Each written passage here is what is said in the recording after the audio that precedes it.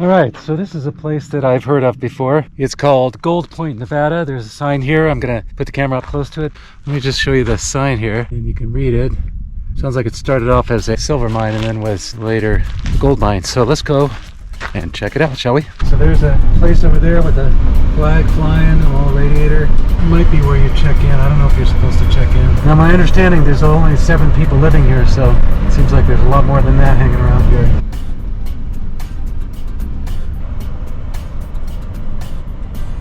Another fire rig, says Reno on it. Funky old cars in the yard. Ooh, the yellow tow truck's very cool. Well, I guess I'll just park and kind of walk around and check it out. So look at, ooh, there's a core sign that's on. Alright, so I'm going to flip around, find a place to park. And apparently, nobody around, which is kind of weird. I read something about there being only 7 people living here. And somehow, that does not seem right to me. Alright, here's a great little sign about the town, explaining everything. Welcome to Gold Point, everyone. Beautiful spot here. Okay, here's a sign that kind of explains things. Elevation 5388, and the population is 27.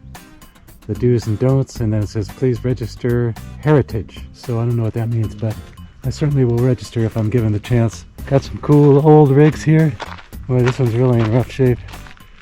That looks like a cable hauling rig. Super old wagon. Here's the Gold Point sign.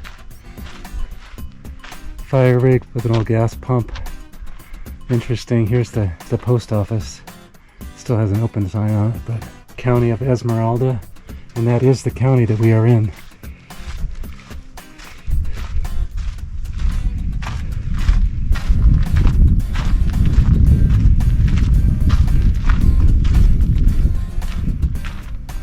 All visitors, please report to office. Almost expect somebody to come out to greet me as everything looks closed up. Oh my god, just... Alright, on this side of the street there's a bunch of old, little tiny buildings. Information stickers. And this here looks like a hangman's platform with a cell below. That is pretty crazy. There's the S here.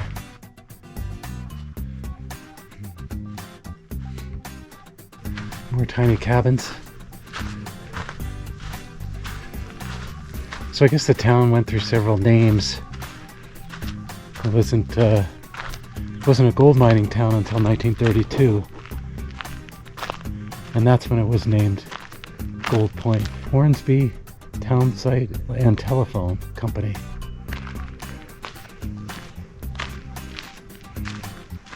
Big old heavy duty wheels, a big tank.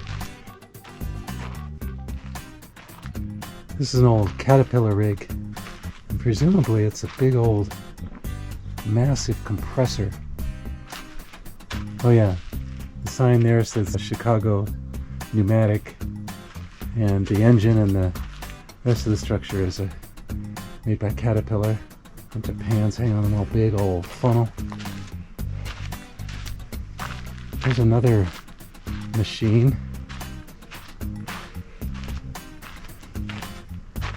This almost, I don't know what this is. It's made by Schramm. It's a generator. There's a cool old vintage trailer over there. Here's a big mining platform with a slurry thing, probably to hoist the ore out of the ground. And they've got it, the mine is under that beige area. They've got that all sealed off, obviously. You can see other mining equipment spread around the area. Maybe that's a water tank way up at the top there, providing water for the town. There's an old cabin over that way. More vehicles over that way. And then we look back down at the downtown area down there. There's a beautiful old Buick. Very early 50s. It's a Buick 8. Probably a straight 8. It's got little kind of MIDI fins on it. Not have to look up what year that is. I'm going to say 51, 52. Very pretty old Kenworth cab over unit. These things are super cool looking. A little stubby. Getting a little funny here about the water. Freeze-dried dehydrated water. The absolute best for hiking and camping. The holy water repels witches, lawyers, and other demons. Place says gold dust.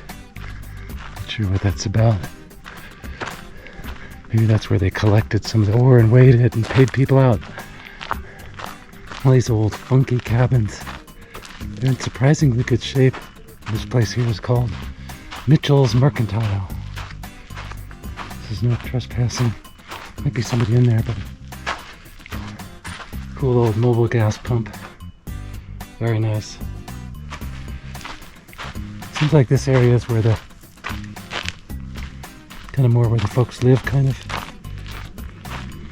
Kind of weird cage there. Place called the Turf.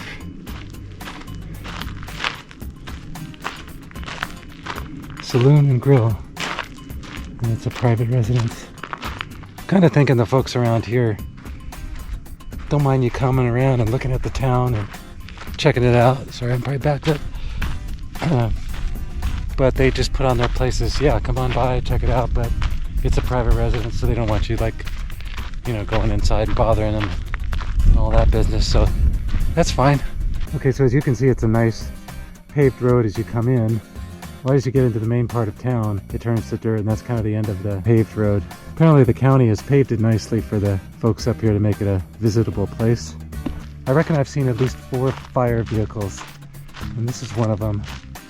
The older one up by the building was one, and then we've got apparently 3 more over here. One looks like a big 4-wheel drive water truck, and the other 2 like regular old fire engines. Nice little building here. And then here's the fire engines. That one's an International. This one's a Seagrave, and it looks like maybe the most modern rig around here. Engine number 3. And this is an awesome, super heavy duty water tanker truck. I almost wonder if it's operational because, so this thing on the front is obviously a pump that pumps the water. And it runs off the main engine. It's got plenty of power. And then it's got a humongous water tank. Incredibly huge. Suspension and springs in there to hold up the massive amount of weight of the water that it can tow. Cabinets on the back, and here's the back of the other engines. Alright, for those of you folks who are less inclined to read, I'm going to give you a little background on the town. It's gone through several name changes. So it started off as Lime Point, and it was founded in about 1880. And by 1882, everybody was gone. So it was, the fortune was over by then. And then in March of 1908, a silver strike was made. And at that point, it gave that camp a new existence. And it was called Horn Silver. And that flourished for only about a year. And then it had about 800 residents at that time. 11 saloons, a post office, telephone service, and a newspaper. Do you remember the building I showed you that said Horn Silver Telephone Company? So by then you had telephones, so things were moving forward. And then there was a couple of small booms and busts, and then the town was finally named Gold Point in 1932. And that was when gold was discovered and the gold mining thing started. And that's probably why you see so many buildings and things in decent shape, because that's in relative time, that's more recent. So, and there's 2 local residents who served on the Nevada State Senate. That's Harry Devotee and Harry Wiley. whose wife Ora May served as postmistress from 1942 until 1967. So that's more of the recent history. And then the post office closed in 1968. In 1979, stabilization of the town was started by Herb Robbins, dedicated on this 18th day of April 2004.